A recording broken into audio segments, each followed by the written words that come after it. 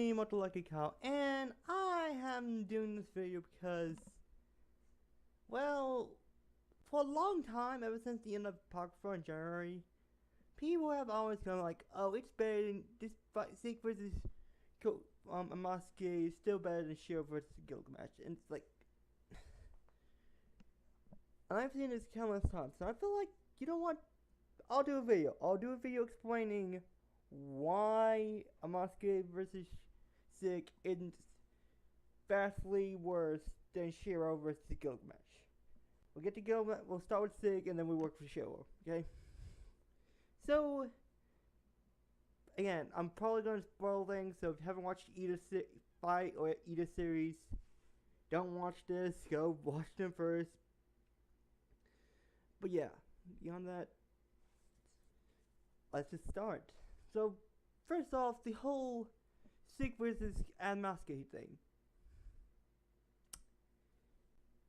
The entire fight, the thing I have a problem with, like the fight itself, it's not good, but I'm willing to accept it. But the thing that just throws it away is during the end where Seig somehow gets access to Frankenstein's powers.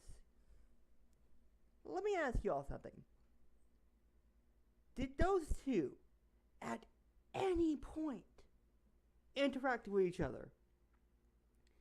Because I don't think so. I personally can't remember the time the two of them interacted. So, for him to not somehow just pull these powers out of nowhere, and trust me, I don't think we even had anything like, beyond the power of Sigurd's power, Siegfried's, my bad, I'm thinking of Sig. But beyond Siegfried's power, we have not seen him once. The only possible time he possibly could have done that I'm not 100% sure. This is why I'm not sure if it did happen or not. But I want to say there was a little bit of foreshadowing in when he fought Jack's mom, but then again, I can't remember. You know what? Hold on, I'm gonna do this while we're talking. I'm gonna go look it up, see if that really happened. So yeah. So you have, but even then, Seig, oh my god, has been alive for like a week, if not two. Yet he can stand against. He can stand against a heroic spirit.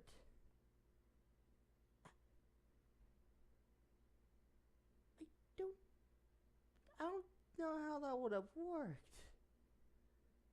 Like, I'm sorry, but it's not that kind of thing that could happen.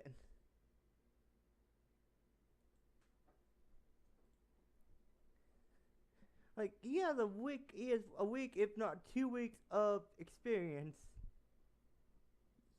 Yet, he is somehow able to handle Amaske. And sure, you chop it down to Seig. But again, that just proves the point.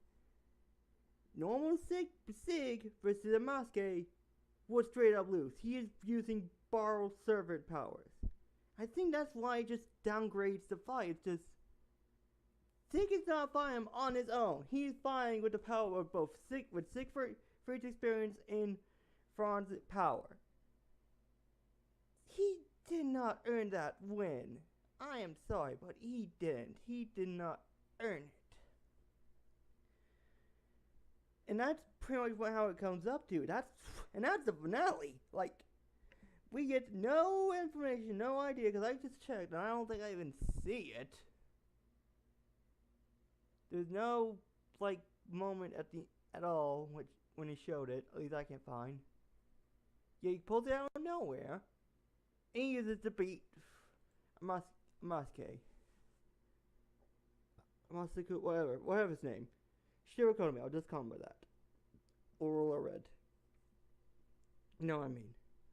So, and yet somehow people think that's a fight in Shirou versus Gil. Okay, well why don't we look at Shirou versus Gil and see what it does right.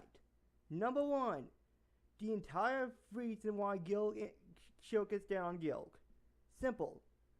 He and Gil have similar powers. The Gate of Babylon and UB Unlimited Blade works in similar ways. They are this vast armory. But the thing that really hammers down is something that Shirou literally says in the fight. Gil is a king. He is not a warrior.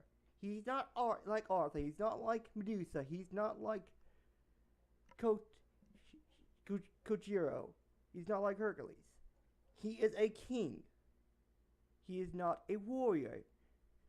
And the best between Fate Zero and Fate UBW, he barely draws his blade. I mean, the only blade he truly touches is Ia.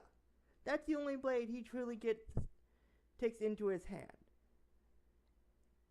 And even then, when it came down to find Iskander, he literally used it twice. He used it to destroy Iskander's reality marble, his noble phantasm, and just to stab him. But even then, he just rained fire against him. The whole thing with Arthur before the Grail, before Kiritsugu had Saber destroy the Grail, he didn't even bat an eye at her when it came down to fight. And then his only good fight before that, Gil's fight with Gil before Shirou, Hercules, same thing. Doesn't raise his hands and takes the blade for himself. It just goes to show he is not a warrior, and neither is Shirou. Shirou is a blacksmith. Like, if anything else, if you want to classify Shirou as anything or Emiya, look into the Fate Extra series. They classify him as this blacksmith, this guy that can create swords and stuff. But they have similar powers, and that is why. And again, it also comes down to the fact that the Gilgamesh that fought Shirou the first time was arrogant. He did not want to use Ia. He did not want to waste his time. He didn't want to waste his good weapons.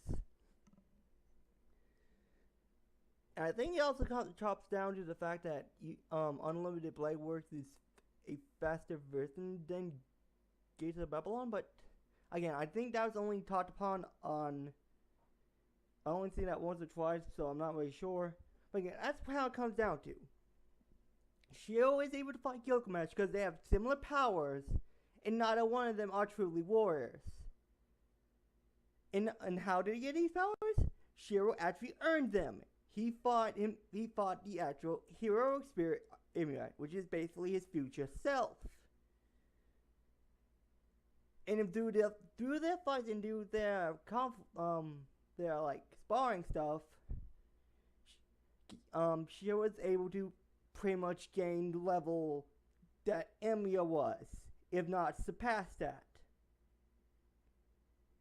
Again, if Emiya truly want, like, again, but all that fight came down to really Emiya remembering the reason, Kiritsugu, his dream, we're carrying it on. He at some point forgot that, and thought himself it was all, like, again. If he really wanted to, he could probably end Shirou, but I think he knew that this Shirou wouldn't fall. Like, that's the entire point of Emiya and UBW, is to make sure Shirou does not fall down the same path as he did. To become another heroic spirit Emiya.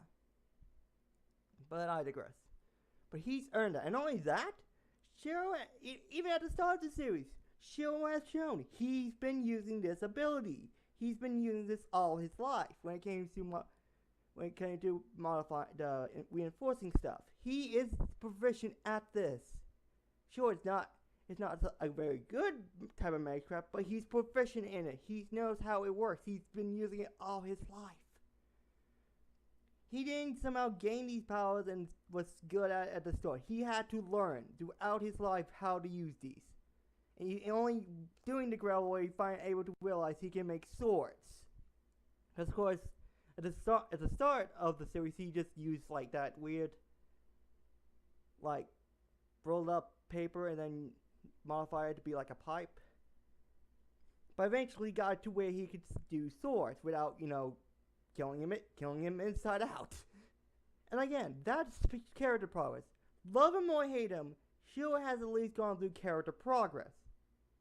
Seig never went through that. Okay, Seig never went through that entire thing. And before you say, oh, Shirou still want to have fun at fight. But as much as judgmental call as this is, look at the Shirou versus Angelica from Oath on the Snow. As much as I don't want to bring that up, and a lot of people don't like it too, it does bring up an alternative point. If Gilgamesh did take Shirou seriously from the start, if he's not a last-ditch effort, if he actually used EA, we are shown that even a weaker version, even a card that has, I want to say like a small fraction of his power, even still trumps unlimited blade works. Shirou can hold his own for a little bit, but he will not be able to defeat EA, and that's the difference between that's what's made. And when you think about it, I'm glad they did it, because it just shows if Gil wanted to take Shirou seriously, Shirou would have lost, but he didn't. His pride got, and again, people don't want to admit it, but it was his pride. And even at the end of the fight, end of the Shirou versus Gilgamesh fight, he openly admits, "You won. You won this fight. It's not gonna stop me from killing you, but you can at least die knowing you beat me. You legit defeated me." Like, again, that's Gilgamesh swallowing his pride. Him saying that I lost to a human. I think that's just goes to show that fight, and like, love him or hate him, that fight, that entire UBW just does a better job than Apocrypha did with Cut Sick. Because it's just not at any point, perhaps a little bit. Maybe they could show him using some of Fran's powers, but they didn't. This was the Fran thing at the end was an out of nowhere. And if anything, it was a Deus Ex Machina, because they knew when they were running it, that Shirou would not be able to. Seig would not be able to win on his own. Shirou won on his own. Like against Gilgamesh, he won. Sure, he was out of mana, he was about to get killed by Gilgamesh, who was still standing, but Gilgamesh, he won. He defeated Gilgamesh. If it wasn't for the fact he ran out of mana, then he could have possibly just ended right there. He could have killed Gilgamesh once and for all. But he didn't. He ran out of mana. That's the thing. Also, we had to have that anyway, Audrey, but besides the point. In my opinion, and everything I've said in this video, I cannot help but see that Shirou vs. Gilgamesh is still a better fight than Seig vs. Shirou Kotomi. As much you want to hate him, as much you want to hate that fight, it's still a good fight. It's still a well-paced fight. It's still a win that Shirou earned. And Shirou had reason to be able to stand for it. Because even he admits, against any other servant that has specialized in weapons, and has specific weapons, not an entire arsenal, he would lose. He would straight up lose. UPW wouldn't be meaningless.